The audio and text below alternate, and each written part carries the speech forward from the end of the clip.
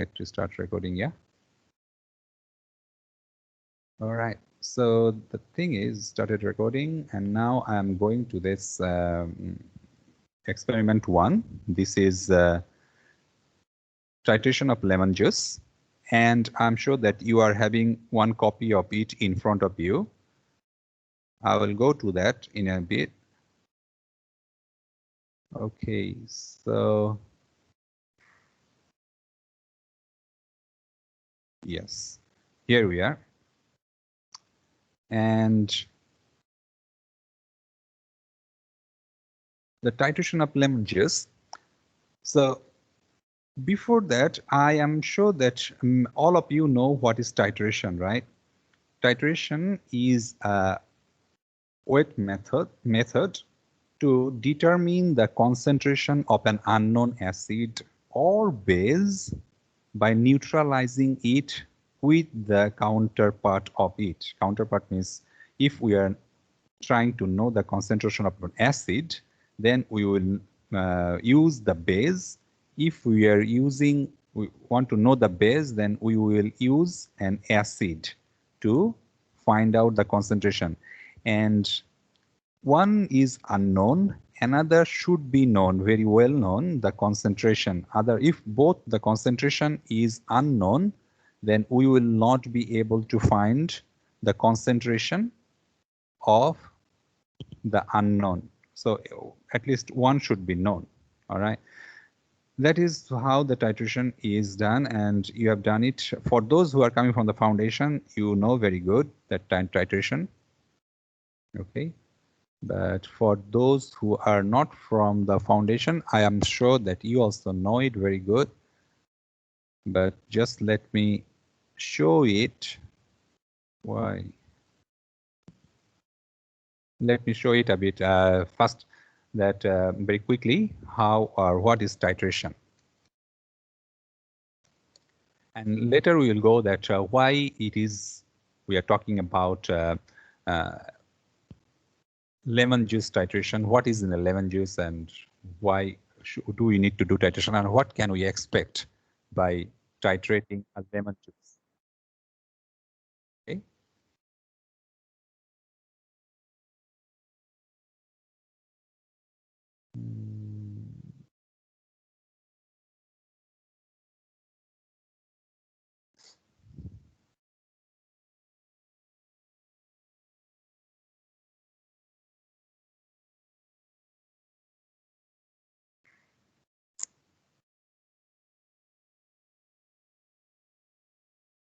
Okay, so this is a process of doing titration.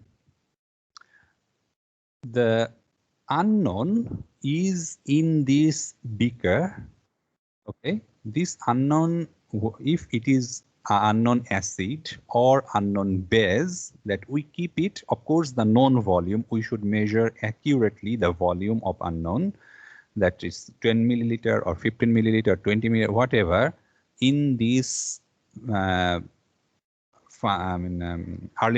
flask or conical flask, we keep it. And then the known compound or known reactant chemical, it will be from this burette that is vertically kept on the table, the glass made of glass, is like a big pipette, and it is coming down drop by drop. In this unknown, also we use an chemical indicator, 1 or 2 drops, so that when this reaction is approaching to that neutralization point means when acid, whatever it is, it can be an acid in this flask or a base. Whenever it is going to be neutralized, this indicator will change its color. And by that changing of color, we know how much of that known chemical has been added to it. Okay, so this is how we understand that when a reaction has been completed or the reaction is done. Okay, so from here we have to do many trials, at least 3 trials, to find out a consecutive and repeated result. Because if one result we get 10 milliliter, another result we get 15 milliliter, another get 20 milliliter, that is not consistent. So to find out consistent, that the difference between them will be less than 0.1 or 0.1 milliliter differences. To obtain that, we usually do 2 to 3 trial runs so that we know that it is very consistent and we can use that data. So this is what titration looks like, and of course I'm sure that you can find from the YouTube or any other platform how to do the titration or what titration looks like from that videos. Okay, so now we are going to this our lab manual, and what is expected in this experiment? That first of all, we will be titrating this acid that is present in lemon. We know that lemon produces, gives us a lot of vitamin A, vitamin C, and then it is ascorbic acid, right? In this citric acid in this lemon juice. So when we call it citric acid or citric acid, let me make it a bit bigger. Maybe it's easier for you maybe then to see. Okay, so when we say it is a citric acid, that means it is an acid and it can be neutralized by adding some base to it. Really, isn't it? So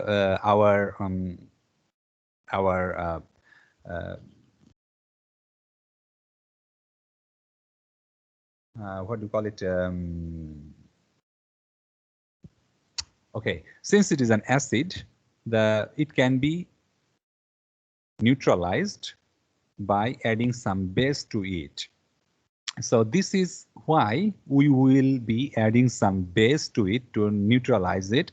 And it is not only our aim to just to neutralize the acid, but to know how much of this acid is in fact in that type of lemon.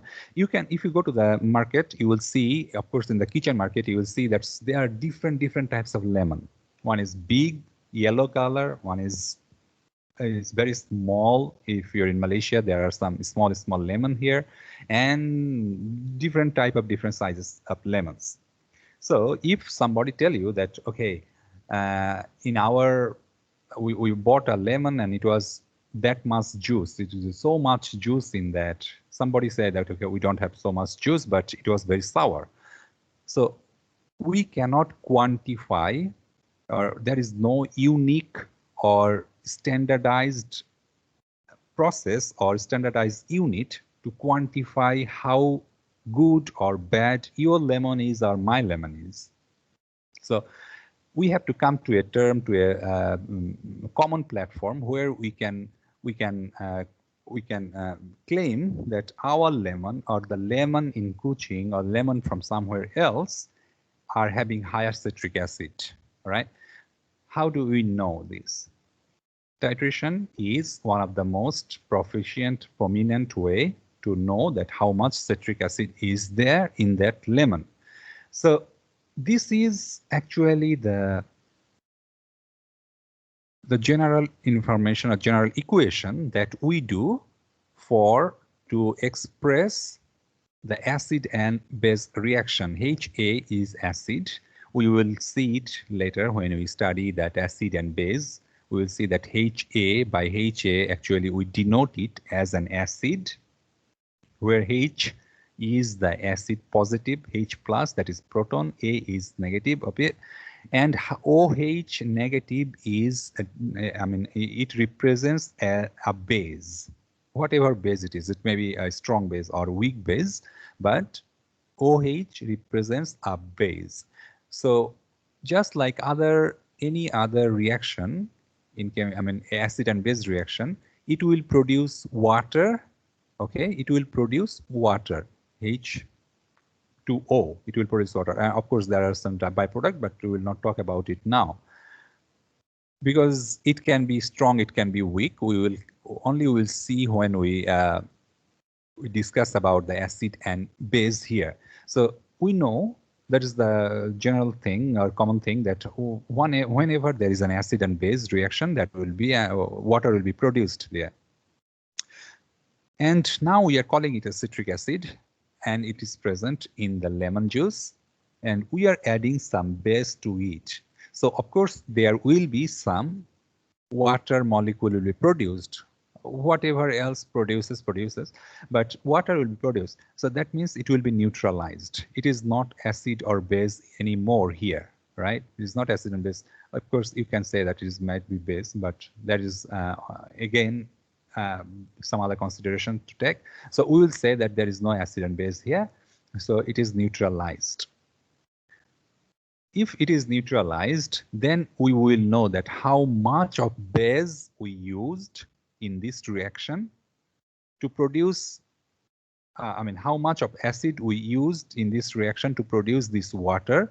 And when this water is produced, no more base is required. That means the acid is no more there. That is the point where all the acid has been neutralized.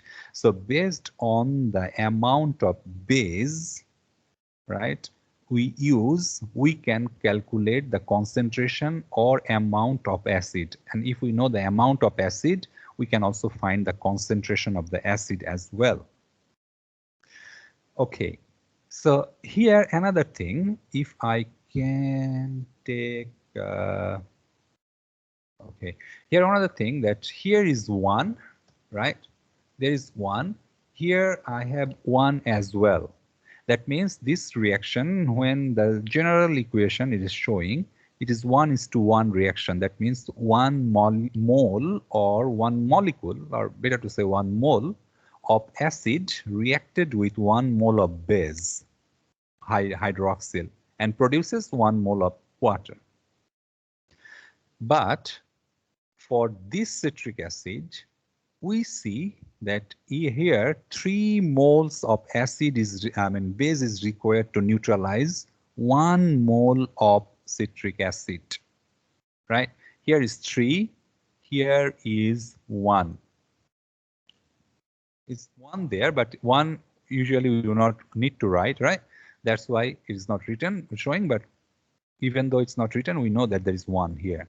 So there are 3 moles of base reacted with this acid and produces this anion and of course 3 water. So 1 mole of this acid is taking 3 moles of base.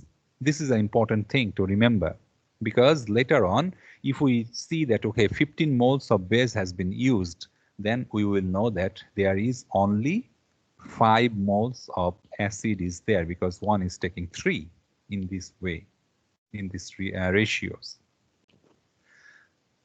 For this reaction, for this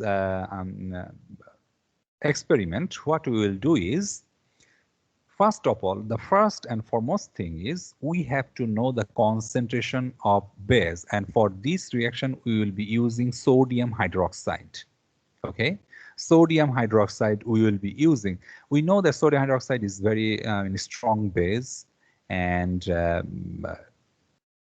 many of the reactions we use this sodium hydroxide base for many of the chemical reactions to use. But there are some problem with this sodium hydroxide. Okay, the problem is you cannot make it and keep it for a long time in the lab or open. It is hygroscopic. It is not a primary standard, and that is why the sodium hydroxide will absorb the water from the environment, and it will reduce its concentration. So if you make it 1 mole, right, just like make it, you prepare 0.1 molar solution of sodium hydroxide and keep it in the lab for a long time, like 2 weeks, 3 weeks, and then after 2 weeks you come back and start to do the experiment, it is not 0.1 molar anymore because it is hygroscopic, so it will absorb the water and it will reduce, it will be 0.099 probably something. So it is not that perfect 0.1 molar that you prepared, it is not that one. So what to do is we have to prepare it fresh, like recently we have to prepare it, and then we have to use it standardized, this sodium hydroxide as well. There are some things you have to go through all these things that it is standardized. Okay, so for this case, it is not showing that we don't need to do the standardization for this sodium hydroxide. All right.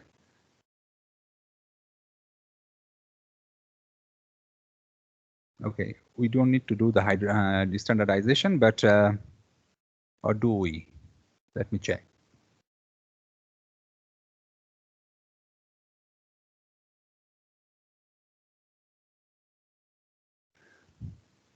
This experiment takes some time because you have to squeeze the lemon, the juice, and then you have to filter it, you have to dilute it, then you do the experiment or testing on it. So that's why the standardization is not performed. We standardize the sodium hydroxide before the lab commence. So, but you have to know that the standardization of sodium hydroxide is important because it is hygroscopic. First paragraph, we are telling it about the standardization, or what is the problem if we do not do the standardization of the sodium hydroxide. Okay. How do we do the standardization? We standardize the sodium hydroxide. Since sodium hydroxide is the base, we do is against a known concentration of a primary standard, which is acidic.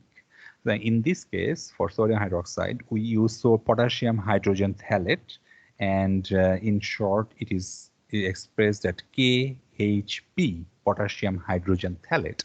Potassium hydrogen phthalate, we know the molecular weight of it, and it is primary standard. So if you even keep it in the open lab condition for a long time, it doesn't matter. It will not be reduced. The concentration of oil, it will not be reduced. So we test it against the prepared sodium hydroxide, and we determine the concentration. We determine the concentration of sodium hydroxide. And we need to actually determine the concentration of sodium hydroxide to positive, negative 0.0001 molar to this sophistication or tolerance. This is called that, forgot the word. Okay, to this limit, we have to make it how do you call it, to find out the concentration or determine the concentration to this extent. And once we are sure that we have done the standardization of potassium hydroxide. By the way, potassium hydroxide can also be used in this case. Okay, so yeah, we do it, and then we leave it in the stoppered bottle glass, like a round bottom flask. We keep it for before, to use it in the experiment.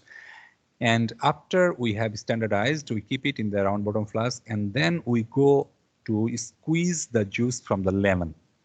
We squeeze the juice and we filter it out in the juice, okay?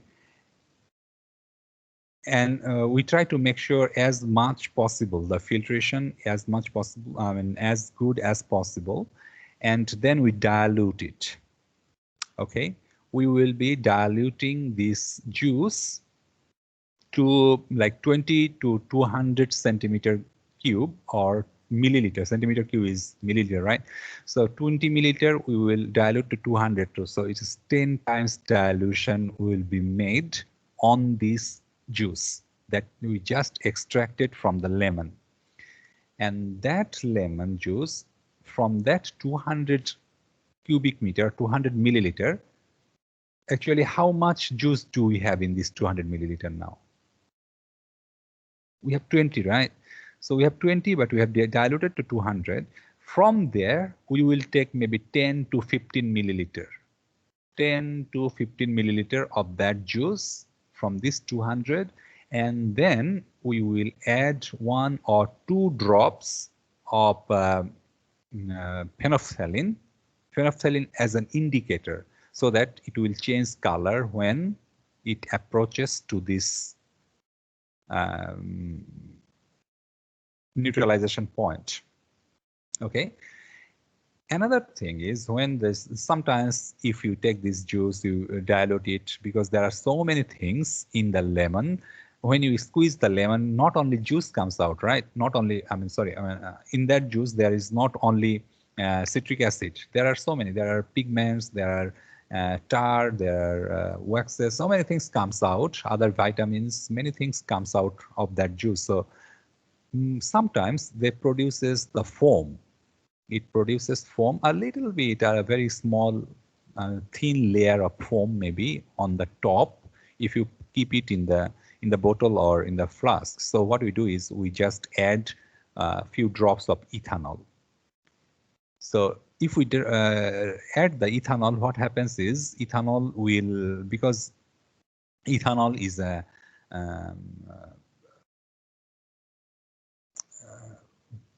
it is what is call it solvent.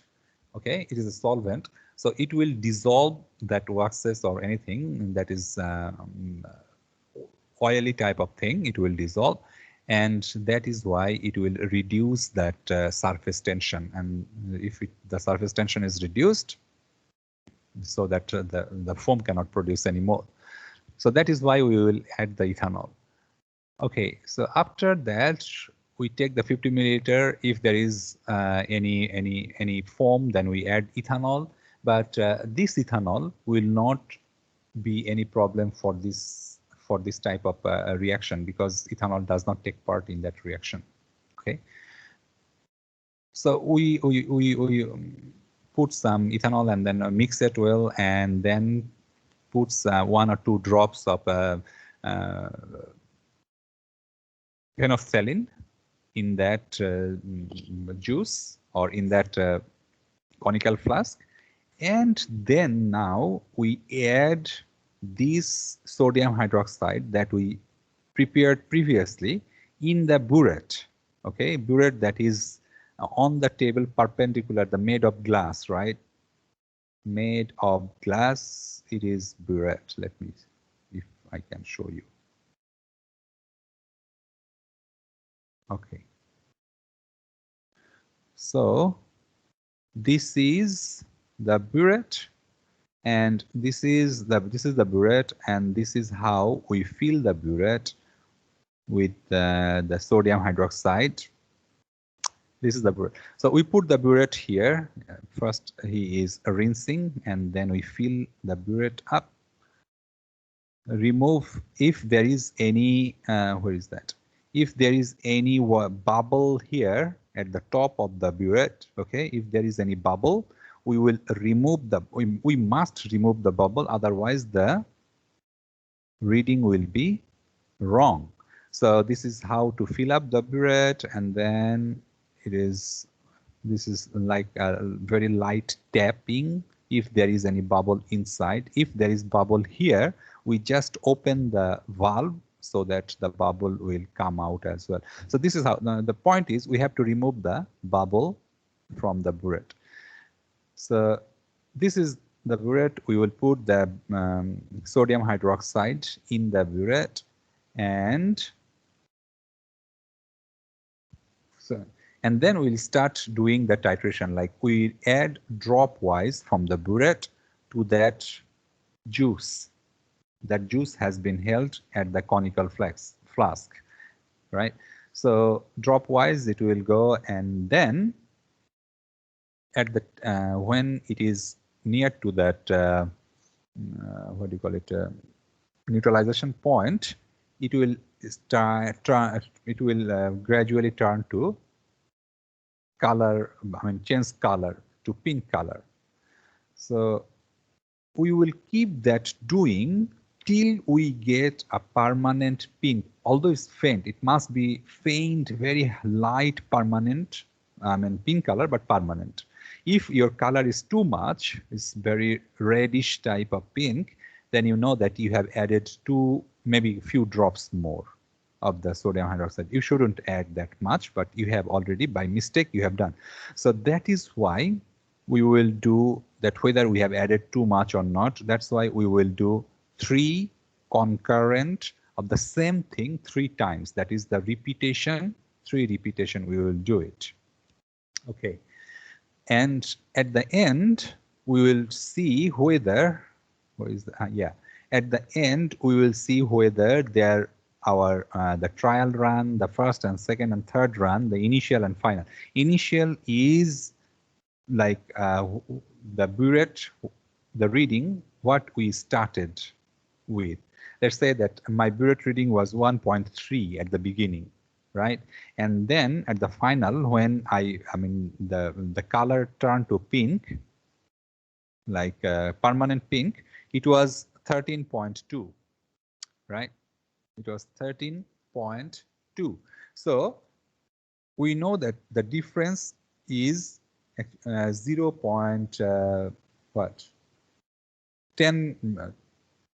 11 point something, right? It is 11.9. 11.9. And in this case, the second one, trial one, we say 11.9. So the first one, of course, I will start from 13.2 or 13.3, something like that. And then we will get, if my result is very close to each other, so that I will get around that distance or around that reading, the same difference. So maybe I will get around 25.5, something like that. So it's still 25.4 maybe. Yeah, so it is still the same thing, almost the similar thing, 0.1 or something like that, yeah.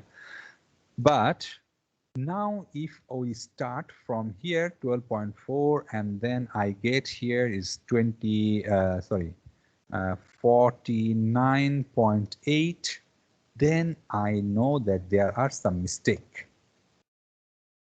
Probably we have made some mistake here, and that is why it is not as it was supposed to be in the final, like in the previous 2 runs. It should not be more than the 3 result. We should take at least 3 result that is very close to each other, like 1.1 milliliter difference. And then we will not choose this one, even though it is 24 or something like that. So we will not choose this one. We will take trial 1 and 3. Actually, trial will not take 1 and 3. We will take probably, hopefully, the 3 will be something like that. 11.8 or something like that. So we will take all these 3 or 2, and then we take the average of these 2. So that is our final result for the how much of sodium hydroxide was required. And the sodium hydroxide, we know the concentration of sodium hydroxide already, because we have prepared the sodium hydroxide. And here we see that 3 sodium, how many moles of sodium hydroxide was required. From there we will know this, because this is 0.1 molar sodium hydroxide, and if we have like 12 milliliter of sodium hydroxide, so from here we will know N equals C into V, right? N equals C into V, this is the formula. So from there we will know what is the number of moles of sodium hydroxide, how many number of moles of sodium hydroxide we used there. From there I will know that if like it's 2 moles, 3 moles, 5 moles of sodium hydroxide we had to use. And from this equation we see it is 1:3 reaction. So if only 3 sodium hydroxide you use, it will be 1 mole of acid, citric acid will be here.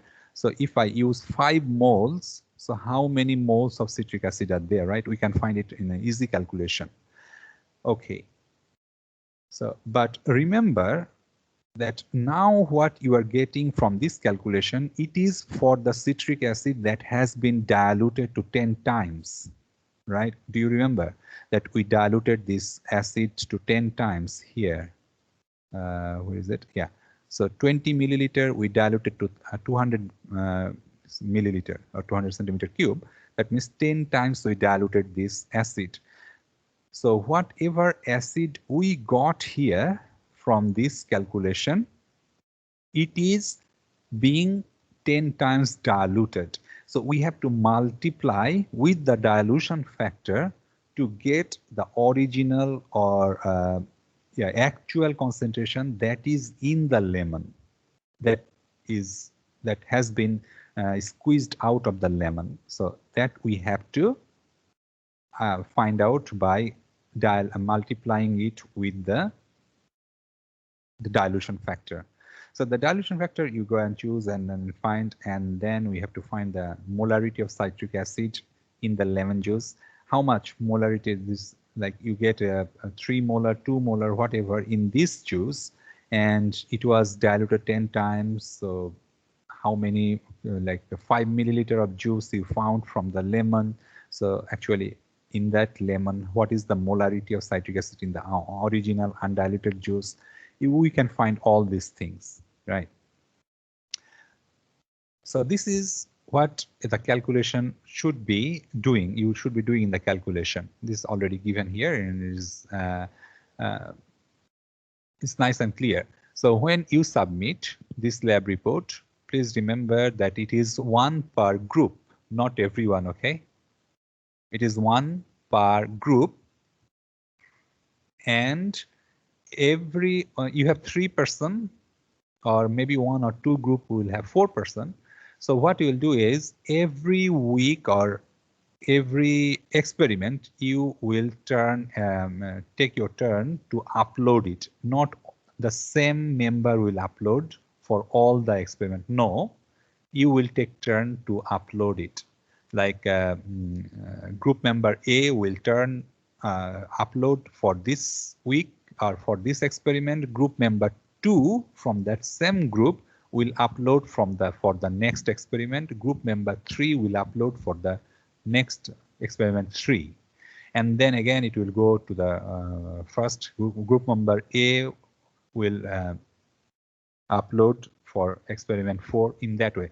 So just to make sure that everybody is doing or contributing or know what is going on in that group. Okay.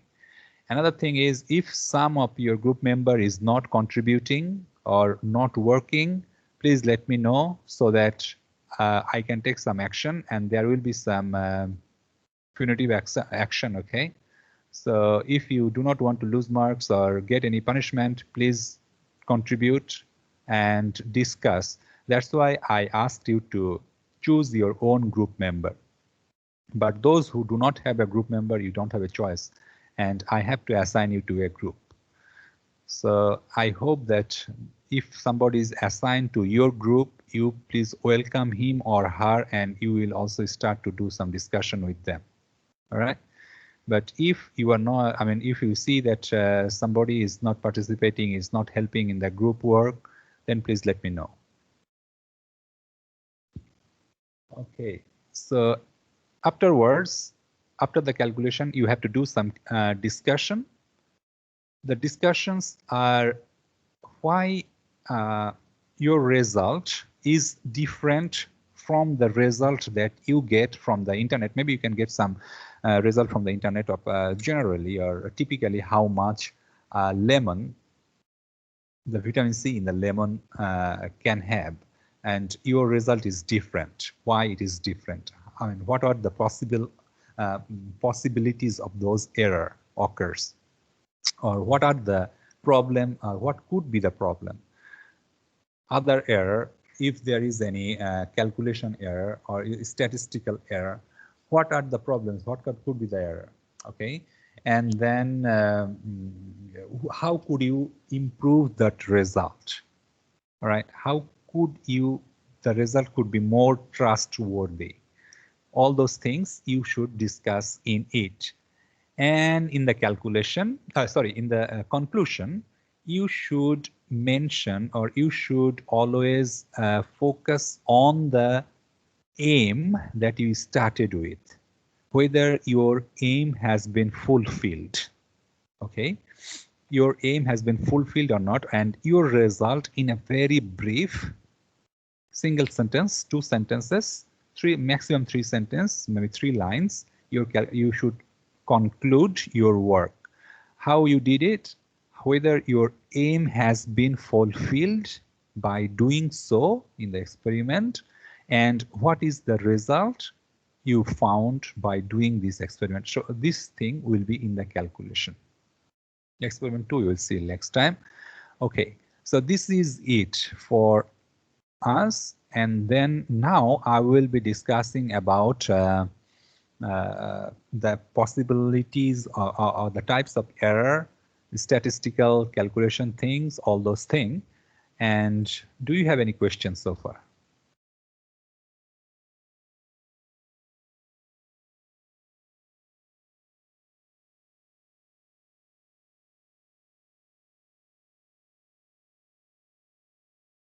Anyone has any questions so far?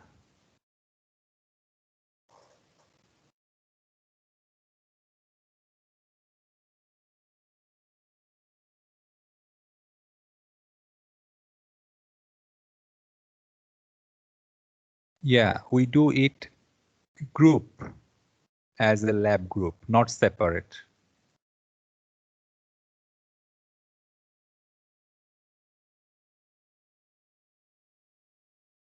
Anyone has any other question?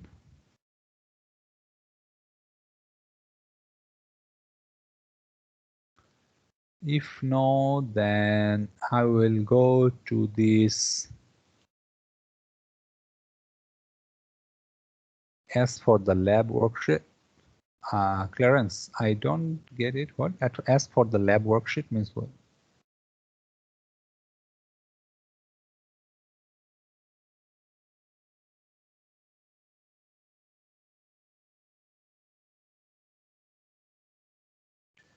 We get the worksheet from the, yeah, yes. Yeah, you can just download it, print it up, and then you write on it, okay, and can submit. That will be good already.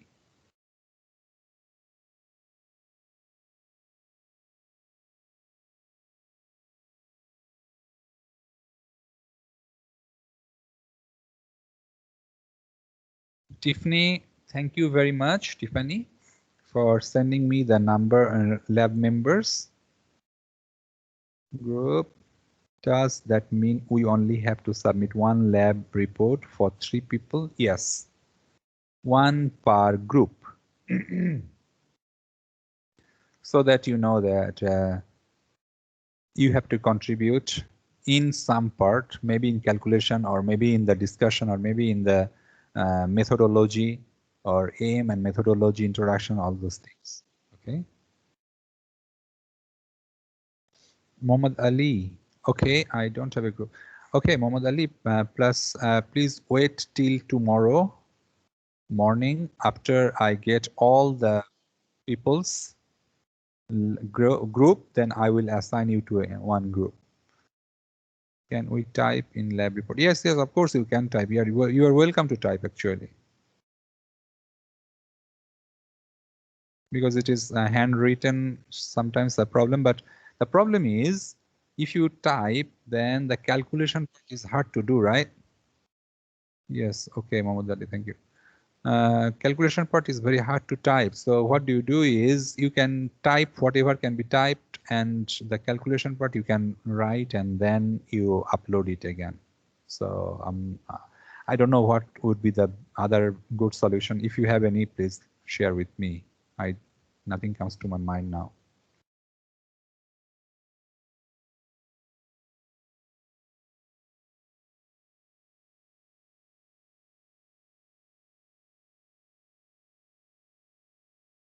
Yes, Anupaja.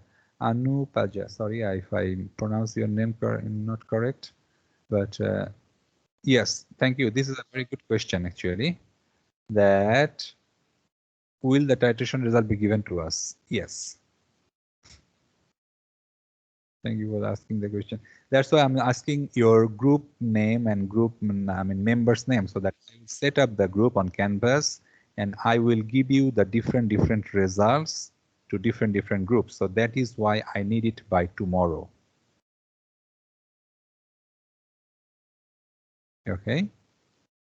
Sir, for the grouping, can 2% of the lab group join in a same assignment group? Yes, 2% of the group member can join, but not all three. Okay. Not all three can join in one group.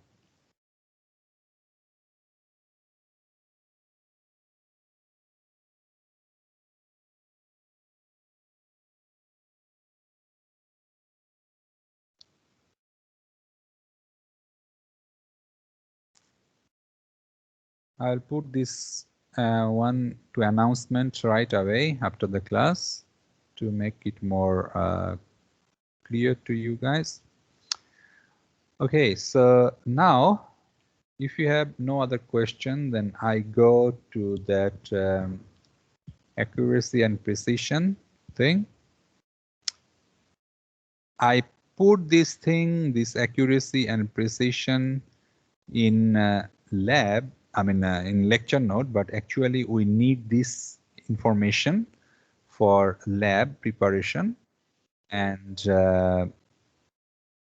okay, somebody else sent me. Lidwina, thank you very much. I received your lab group names. Okay. Okay, let me check if that's yes.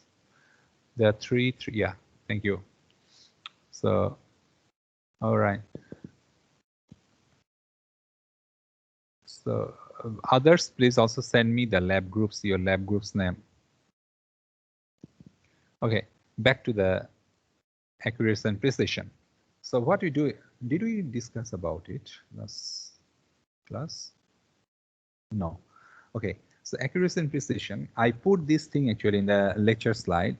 So students, actually, I have seen previously that if anything on the lecture slide, you guys take a good note.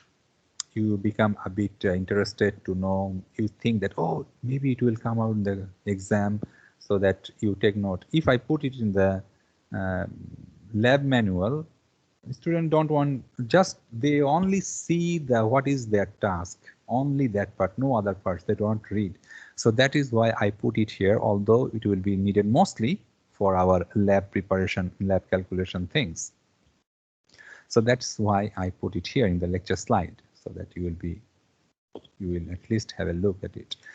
Okay, so accurate, sometimes we will do the very accurate, we will see, we tell that, okay, the result is very accurate or a very precise result or something like that.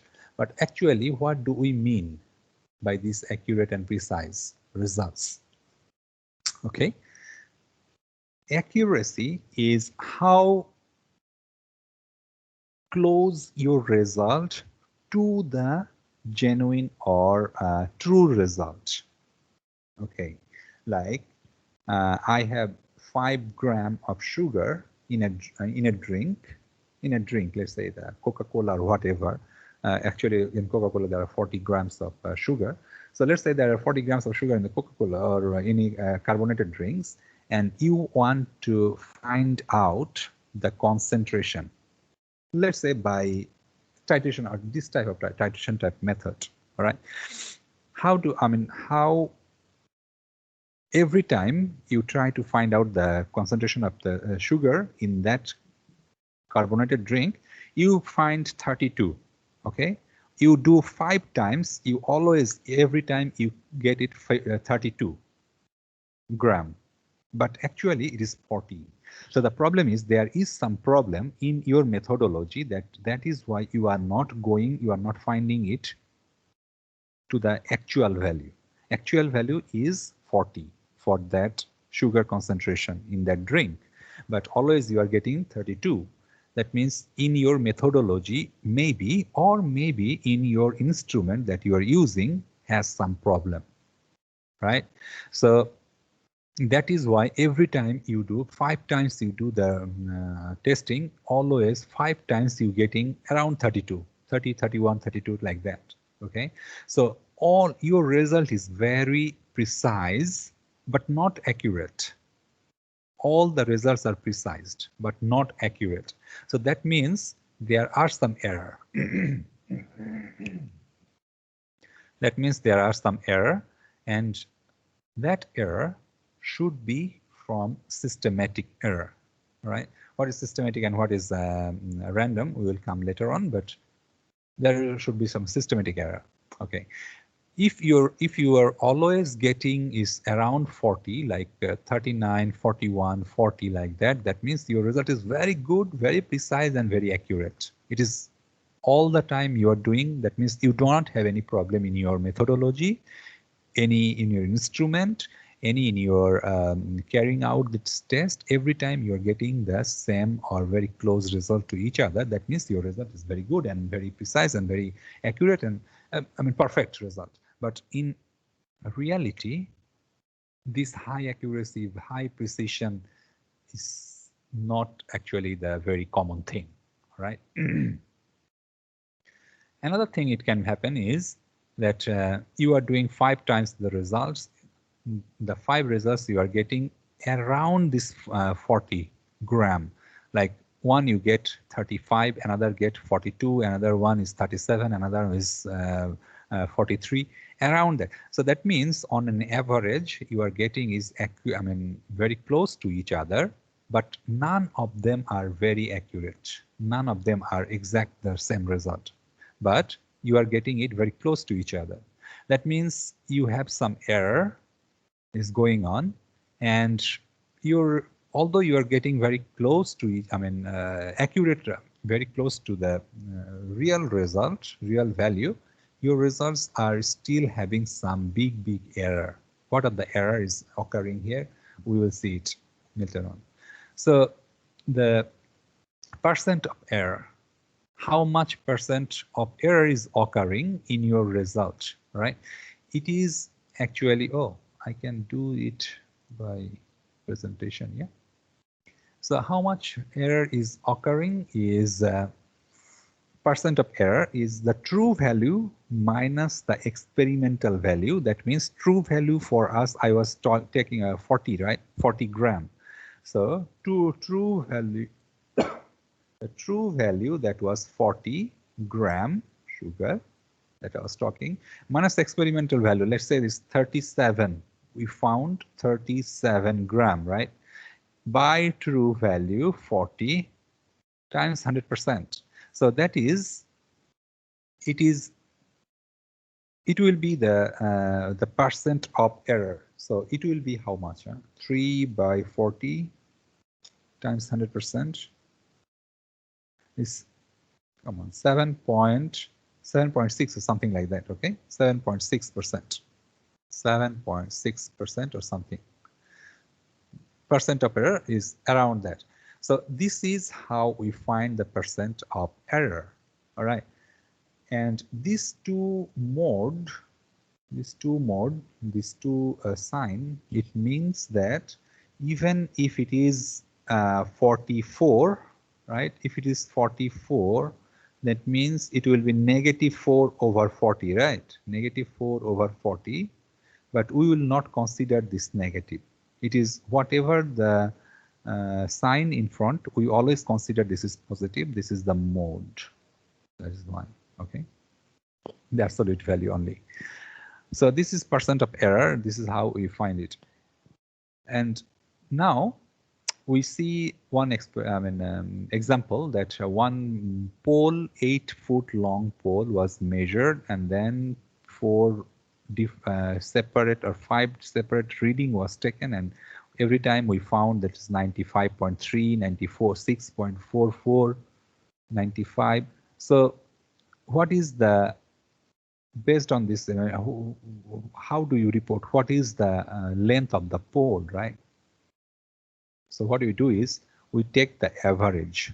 First, we have to take the, if somebody asks you to measure this a pole, 8-foot long pole, and then you measure it 4 or 5 times, you get 4 or 5 times different. So what you're going to tell him or her that, okay, one time I found 95.31, 96.44, 96.0. It's not professional. So you have to give them one single result, isn't it?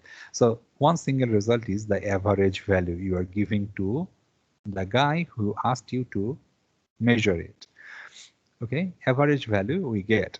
And since all those results we found or we took in 4 significant figure, right? All 4 significant figure.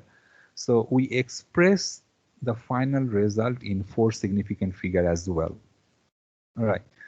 So now it is 8 foot 96 inches. And the percent of error is 0.1%, because percent of error is, how do you get it? Because it says it's 98 foot, right?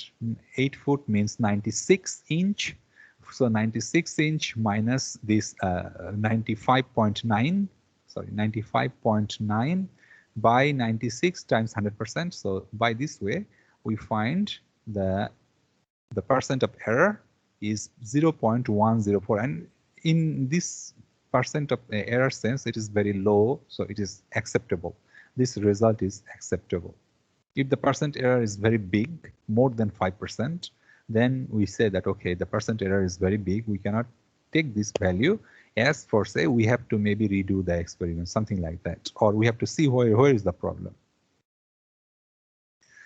Okay, so this is another way of finding the tolerance of the instrument, that when there is a ruler, right, we have all the tabletop ruler on our table, and we see that it is written here in 0 point plus minus 0.05 or something like that in the ruler.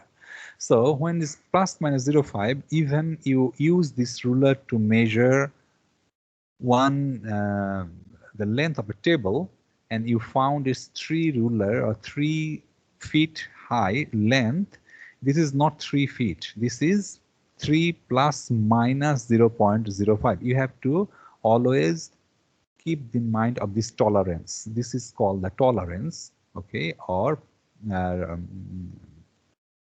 yeah, this is called the tolerance of that your measurement. So if even you have you are using that same ruler to measure the length of a table or height of a table, you find whatever value, 4 feet, 5 feet, 6 feet, whatever, that 0.05 should always be followed. That means you are not 100% sure that it is 6 feet or 5 feet. There are 5% uncertainty or 0.05 centimeter uncertainty or tolerance is involved in that measurement. So that means even it is 6 feet, you are saying it can be 5.5 feet. So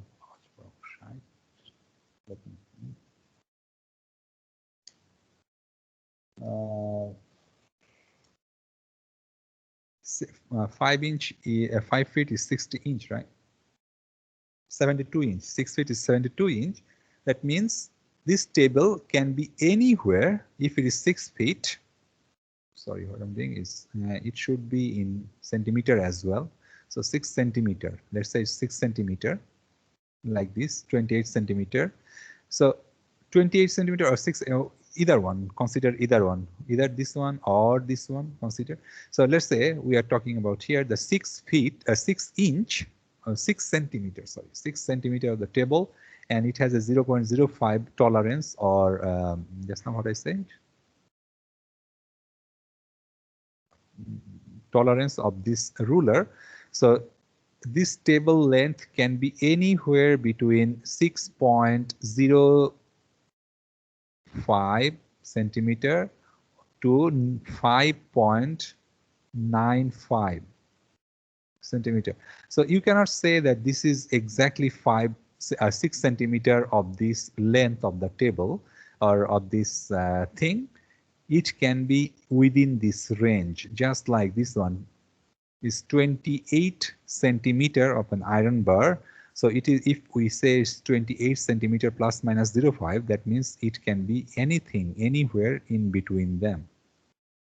And that is why this tolerance or error is required to know.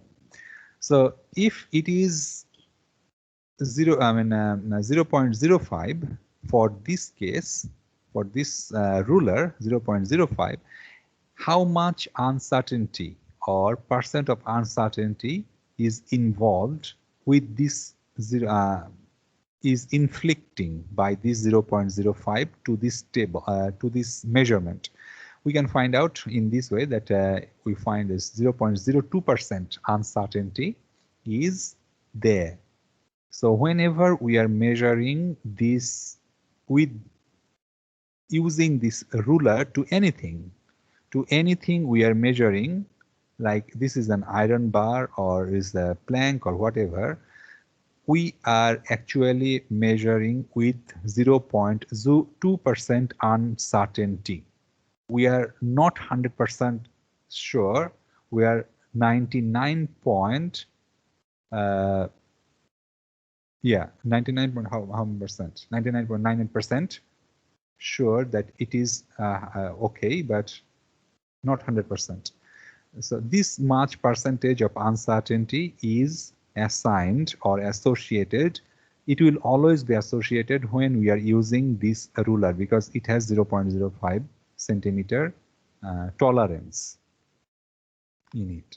So this is how we will be doing with this average, and then what is this? Percent of error will be important for you to know, to measure, and then the average value, then percent of error from that calculation, from that measurement, and also the percent, what is that? Okay, percent of uncertainty, how much percent uncertainty is associated with that measurement. You have to express it in the report as well. Now, another thing is, since we said that for the titration measurement, we will be taking 3 results, right? 3 repeat, tier 1 or test 1 or test titration 1, titration 2, titration 3, like this 3, right? Different titration, different results or a reading we will be taking. So if this all 3 results is very hard to get all the same results. Is almost, I mean, very hard, is not occurs all the time. You will always have some differences between them. If you get titration 1 is 11.8, you may get 12.2, right? And then the titration 1 is maybe 11.5, something like that. It's not that much vary, but maybe something like that. So how do we incorporate all these differences in between them? How do we address all these differences, or how can we incorporate all these things? When there is only 3 or 4 or 5 and less different results, we can just do the average deviation or average deviation. That means just divide and find the difference between them and just divide by the number of the values here. But if we have more than 5, all right, more than 5 readings or values, then we can do for the standard deviation for that. Standard deviation is when there are many data we have, more than 5 data, repeating data or readings we have, we can do the standard deviation. So standard deviation is expressed by S, and it is the the formula is expressed in this way, that is the root over of all the summation of all the difference in the result from the mean value minus divided by this number of the values minus 1. So this is how we find the standard deviation, and from there, after we have done the standard deviation, we can find the relative standard deviation of that values, that how much of the values actually deviated from the mean value, all right, from the mean value, how much it has been deviated. Okay, and then from there we can find the standard error, how much error occurred in that. So this is what is we find from the repeated if we have more than a lot of data to find out the deviation and data. From this here, we can find the mean value, average value. Average value will be just the summation of all these 4 data divided by number of the values, that is 4, right? So from here we find the average data, and second one is asked that calculate the standard deviation and relative standard deviation.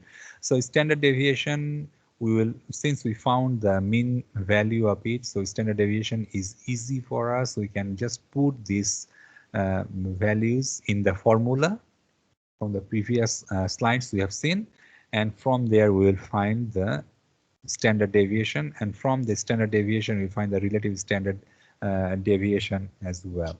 Just put this value in the formula. So you don't have to memorize this formula. This formula is always given, and you will be needed to use it in the lab reports as well. But if you want to be pro and you want to memorize, remember it, and then please go ahead. Okay, so how this uncertainty, all right, how this uncertainty and then error actually affect the final value for us. How does it affect it? For this one of this problem, that is we have to calibrate a B20 milliliter graduated pipette. Class B means it is not analytical grade. It has much bigger error than analytical grade. Analytical grade is A, and it has a very low error or deviation, and it is much more precise. This is not that much precise, so it's category B or class B. So 20 milliliter graduated pipette, and this is the pipette, right? Some of the pipette is bulk pipette like this, and we have seen it in the lab. Okay, so this is the type of pipette, and we have to calibrate it sometimes to know, because it is, if you see it closely, it will be written here as B or A grade, and at 20 degree or 25 degrees centigrade, it is like, it will be given that 0.01 milliliter. At 20 degree, 25 degree, 30 degrees centigrade, depends on what the manufacturer and what is written on the pipette wall on this pipette. So if it says that at 25 degrees centigrade is 0.01 milliliter, that means, and it is total volume is 10 milliliter, right? Or 20, let's say it's 20 milliliters given in the question is 20 milliliters or 20 milliliter.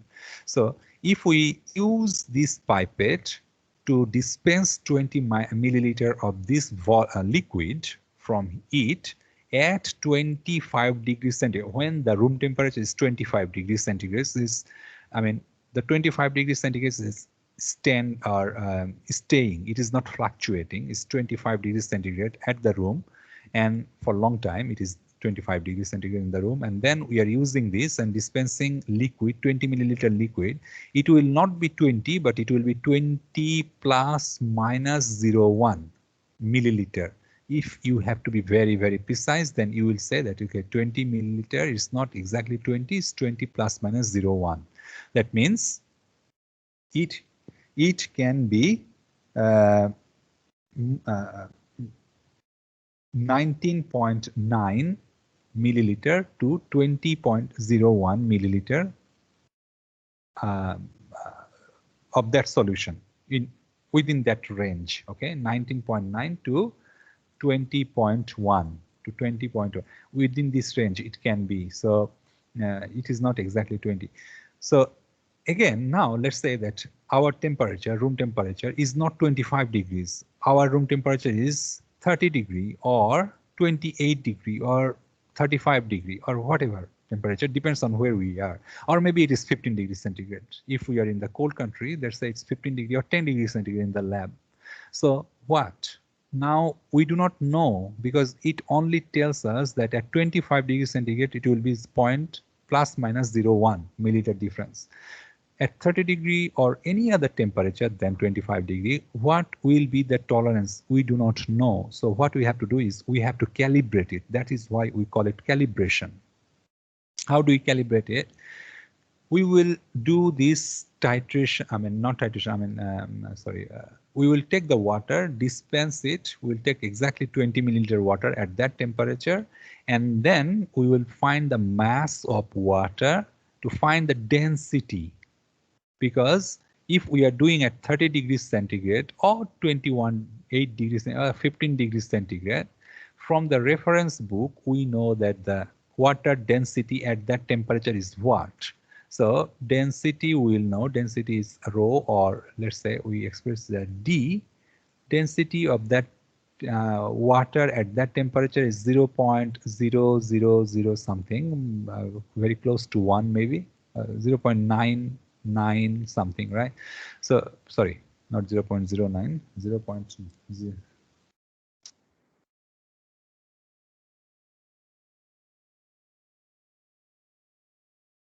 Okay, it will be like 0.99 something, let's say.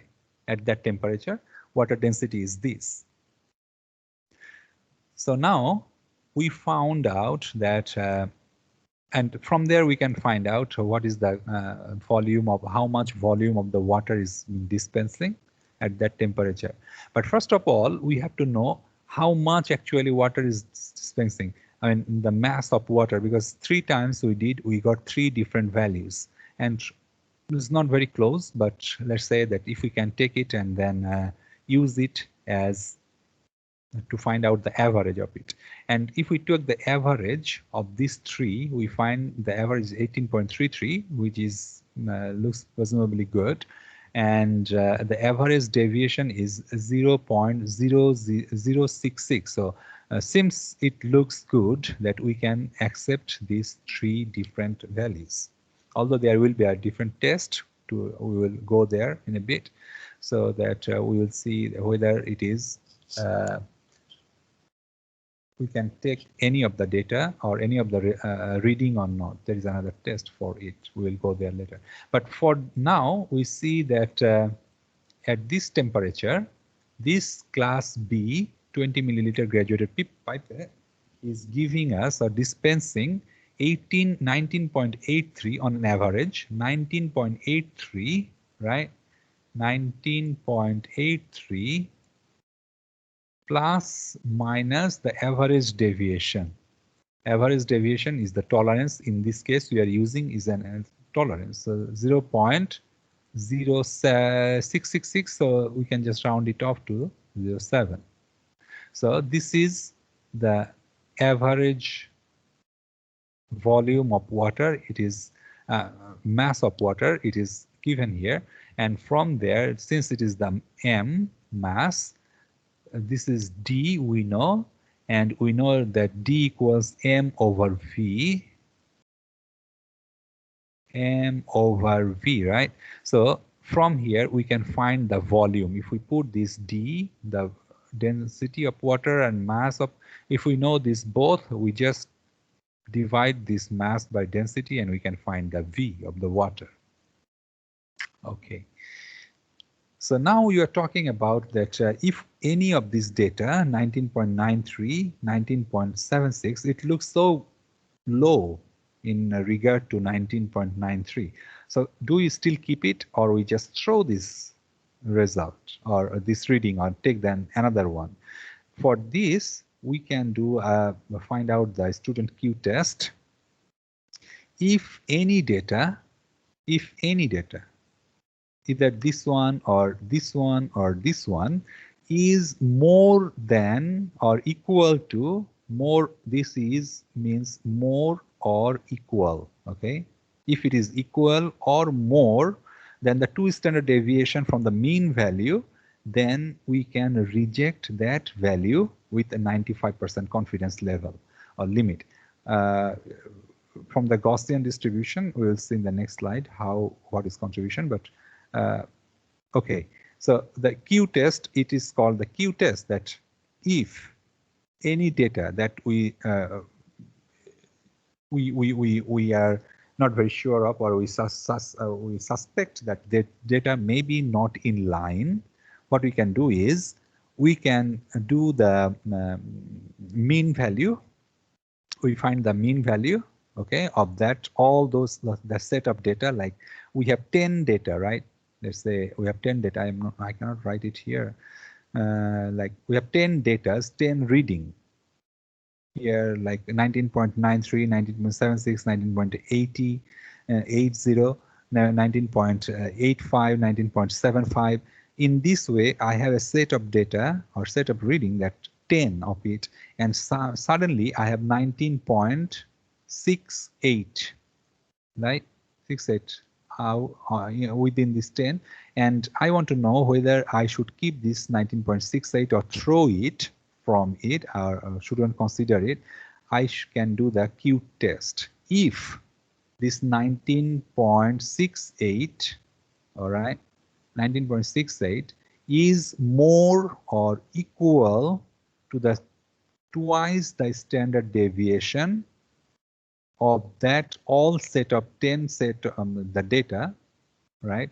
I do the standard deviation with including all the 10 reading I have, including this one. If this is again twice the standard deviation different, then I can throw it. I should not consider this, okay, because it is most probably with a 95% confidence that it will not be accurate to take. This is the Gaussian distribution. If we take the with the 95% confidence level, it is here. It is stretching to up to 2 standard deviation, positive or negative, and that is why we can include this here. So anyway, it is not here. If we do find out the example, right? If we do this thing in example, we will do it in this way, that there are a set of data. I have 5 readings. Okay, I have a set of data of 5 readings, and then this 0.1021, it looks a bit low. Oh no, it looks a bit high than the rest of this. So should I throw this? Should I not consider this and just consider the rest 4? It is not on our whim. We cannot just say, okay, I don't want this, I don't like it, so I don't. No, we cannot say in that way. So what should we do is we will do the student Q test. To do the student Q test, we have to find out the 2 standard deviation, right? Plus minus 2, whether it is within the plus minus 2 standard deviation of the mean value. So we have to find it. So the mean value, the important thing is we have to find the mean value as well, and this mean value will be required for standard deviation calculation as well. So the mean value, we find it, we just sum up and then divide by 5, we find the mean value. And the standard deviation by using that formula, d1 squared, d2 squared, right? D1 squared, D1 and D2, these all are for, in this case, it will be the difference from the mean value to the other values. Like a mean value is 0.0101, right? 0.101. So the first one, D1, will be 0.1012, and that is squared. So this one will be D1, and D2 will be again 0.10146 minus 0.1014, and then squared, plus again D3, and then same thing goes on, the squared. The D3 will be the difference between them, the mean minus this number 3 data, and divided by n minus 1. That means I have 5 readings, so n5 minus 1 is equal to 4. So divided by 4 and then root squared. So if we do this standard deviation, we find the standard deviation is 0.00374. But the question is whether should I be able to throw this out from this data set. But the formula is, if it is within this positive negative 2 standard deviation, then we do not throw, right? If it is positive or negative 2 standard deviation, then we do not throw. So now let's see whether okay.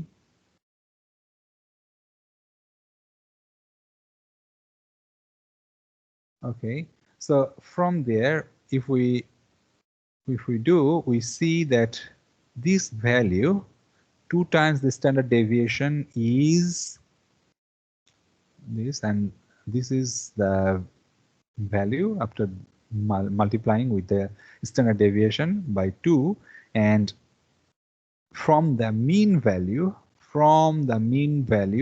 it is from here to the mean value or from here to the mean value, this value is falls between this. Okay, this 1.1021, it falls between these values, so we cannot discard this value. We shouldn't discard this value. So this is how we can find out whether there will be any discarding of the data or not. Uncertainty, when uncertainty are combined. Like for a calculation in the lab, you use a beaker, right? You use a, what do you call it? This is a pipette. You use a burette, right? You use burette, you use pipette, you use beaker, you use Erlenmeyer flask or conical flask. So many things we use in that, and all of them has certain uncertainty, a different uncertainty. This is very precise, so it will have a positive, negative 0.0101 or 0.1 milliliter. Burette is not that precise, so it will be 0.5 milliliter, positive, negative.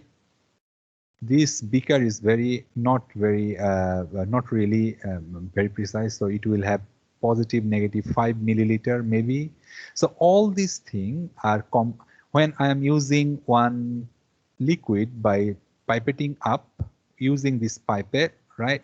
I'm putting this in here, and then I'm mixing it with some other chemical, and then I'm putting this chemical into this burette, and then I'm measuring. So I'm using that involves my work involves many different types of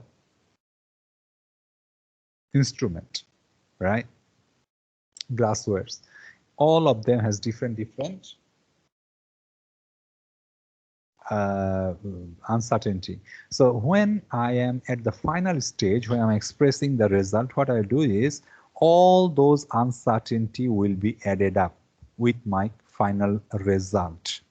So all those uncertainty will be measured in the final result, and it can be shown in this way, that here we measure this.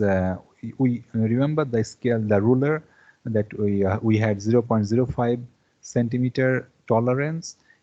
Here we use this ruler to measure 3 centimeter in this length.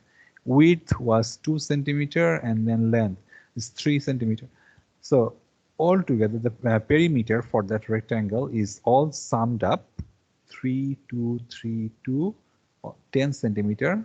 All right, if we measure this one, but the combined uncertainty, this result, if we just say, okay, it's 10 centimeter, it is not a scientific expression.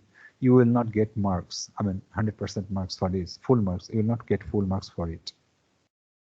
Okay, so this is 10 centimeter. We understand that it is supposed to be 10 centimeter, but there is some uncertainty. Your scale or the ruler is not 100% accurate. It cannot be 100% accurate even, right? So what is the uncertainty? We want to know what is the uncertainty that you are certain of. So this uncertainty, that ruler has been used 4 different ways. All time it is added up. Let's say that this one ruler we used, another ruler we used, another ruler we used, another. So all together, this all uncertainty will be added up. Okay. So uncertainty will be 0.2 at the end, and this is not a very small number. It's quite significant, maybe. All right, so from the decimal places, we also understand what could be the uncertainty if even it is not given.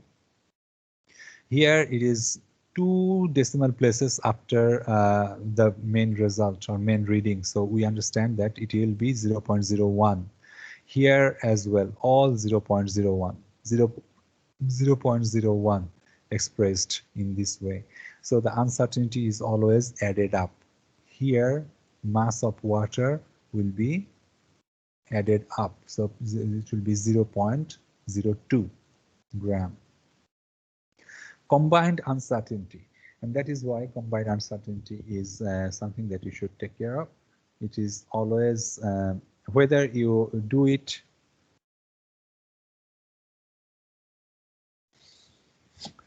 what do you call it, multiply or division or whatever, uncertainty is always added up. All right, uncertainty, this is for a cylinder, this type of cylinder, and it has a mass of this gram and height of this much, radius is this much, and the percentage of uncertainty is given here, but it is not percentage, it is just decimal places is given of the uncertainty. So what is the overall uncertainty for this density? Remember, density equal m over v, right? Density is m over v. So we have to divide by the mass by volume to find out the density. The main value we found is 1.77. It's quite easy, mass over volume. We just divide by the mass of the cylinder by the volume. Since it is a cylinder, so the volume is pi times the radius, and radius is squared, pi I square, and h is the length, height, sorry, h is the height of that, or length maybe. So we find that this is the density of the cylinder. But what about the uncertainty? Again, 2 ways we can find the uncertainty, since it is one is percent uncertainty given, another one is uncertainty given. So method 1, we found the we were supposed to find the percent uncertainty, or for the the uncertainty for the density of it. So what we know the mass. We also know the uncertainty of the mass. We know the height. We also know the uncertainty of the height. We know the radius. We also know the uncertainty of the radius, right? This is the mass, 165. This is the mass 165, and the uncertainty is 0.05 gram. And same goes here. Height is h 4.27, and then this is 0.05 centimeter. So in this way, we can just put the values here, and later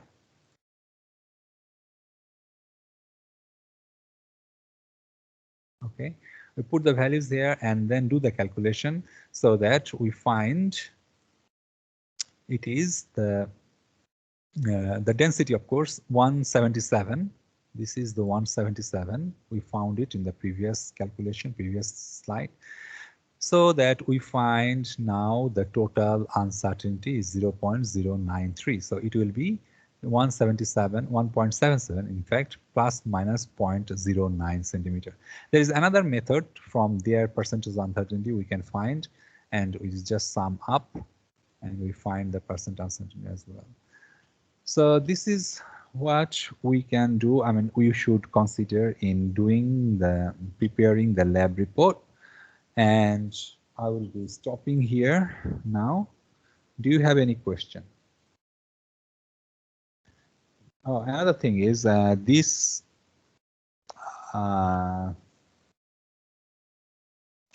lecture slide. Sorry, yeah, this lecture slide has already been published on the module last week. So if you haven't checked it, please go and check. Try this exercise so it will be easier for you, so that it will be easier for you to write up the lab report as well. Okay, so is there any question? Anyone has any question?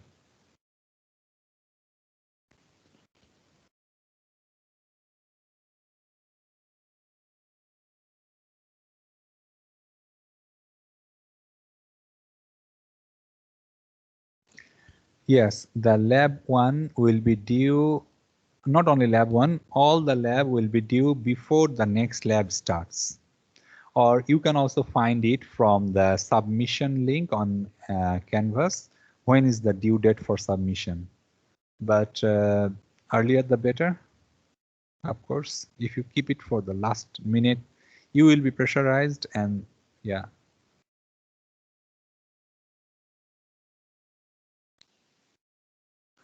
So is there any other question? Anyone else has any question? Please, I have only received 2 groups. It was supposed to be 8 groups, so please submit the another 6 groups soon.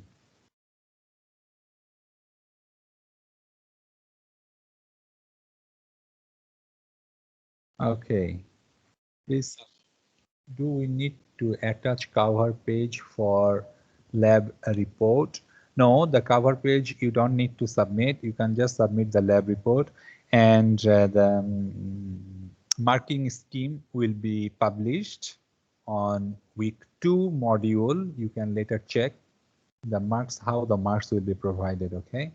On how many marks in what fields, like how much is the introduction, the methodology, the calculation, what you should write in the calculation, all those things will be. I think that it is already on the module. You can check. And yeah, the lab submission report.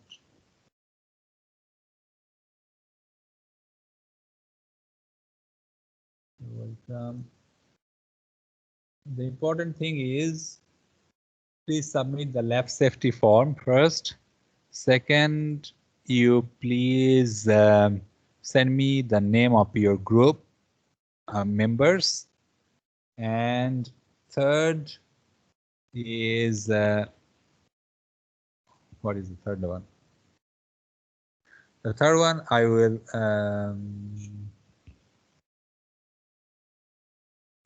those who do not have the lab groups, please let me know. Those who does not have the lab group.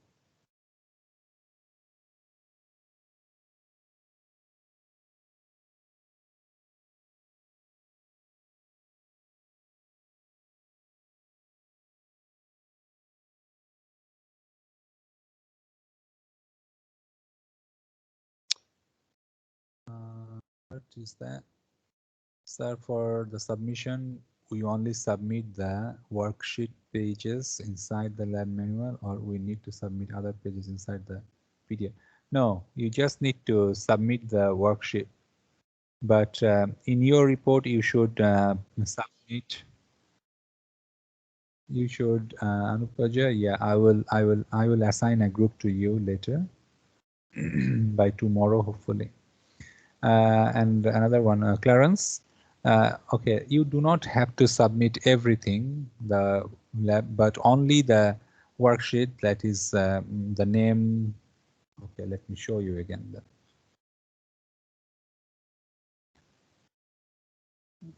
Here you go. Here, if you submit these pages start from these pages, okay, and conclusion. So these 3 pages is enough if you submit. But just for your convenience, if everybody is sending the same aim, then you are no different, right? Yeah. So you will just get an average marks. If you are submitting something different that is not same as your friends are submitting, so probably you will stand out in that crowd, and then probably you will get good marks. And the methodology as well. This is a very small amount or very simple methodology. You have to give a little more details of how the juice was extracted, how it was filtered, filter paper was used, how the sodium hydroxide was prepared, how much gram was taken, what is call it that concentration of sodium hydroxide was prepared. Those things you should give us a little bit more details, yeah, so that it will be better and you will stand out.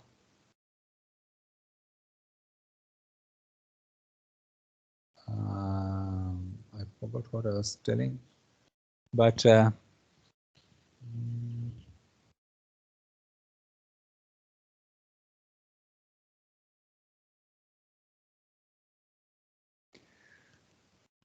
So, is there any other question? Please, can you if you have any question, can you please speak up? I am on another page.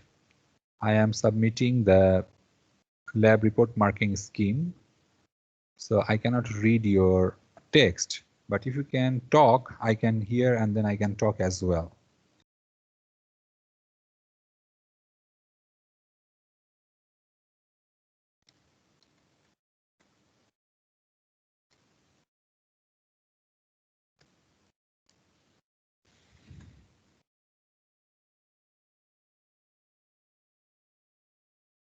Any question, anyone?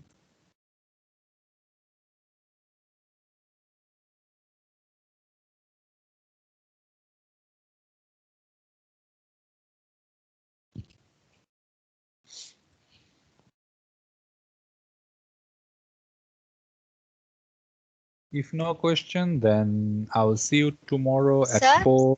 Yeah. Sir, should the members in the same group also have different aims and methodology? No, no, no. One group has only one report to submit, right? Okay, One sir. one group has only one report to submit. So you guys, you are in the group, please put your heads together to think. This is why the group, I mean, that is why the idea of the group, that you come together, you sit together, you discuss together, not sit together, it's called, I mean, CMCO.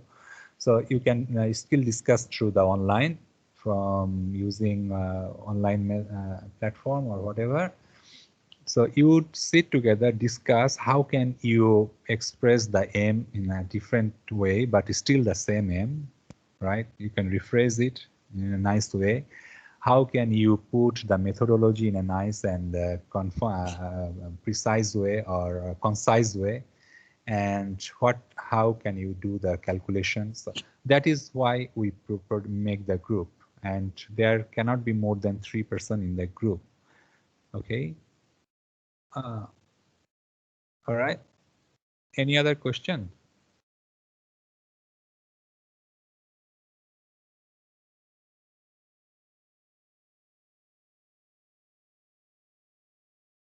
Any other question?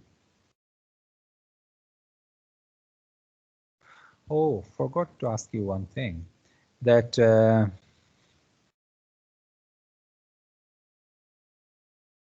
okay.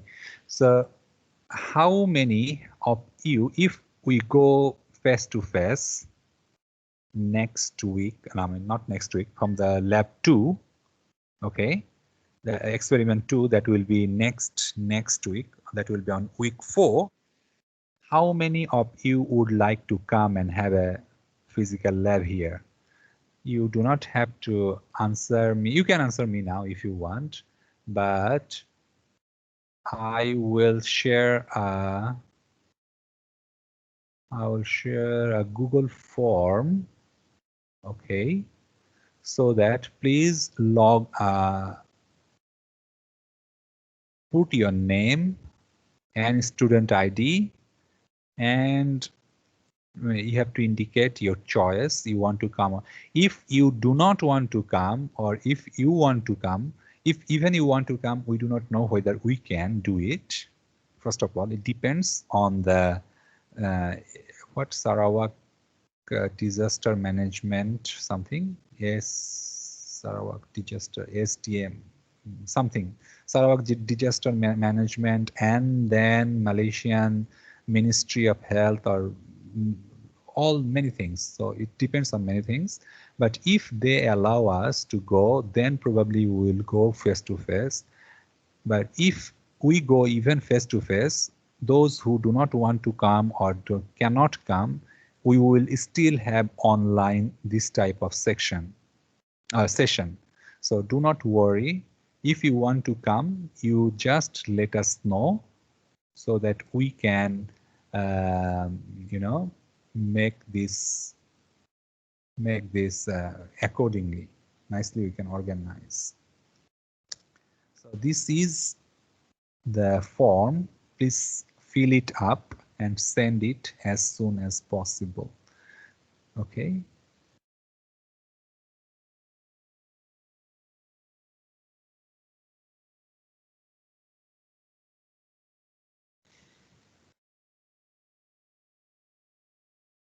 All right. So if you do not have any other question, then I'll see you tomorrow at 4 p.m. Malaysia time, of course, for the first tutorial.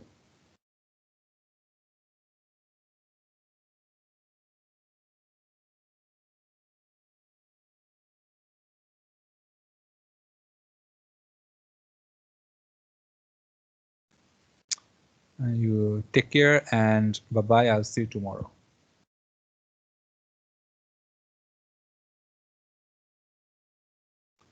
Okay, thank you for attending the session.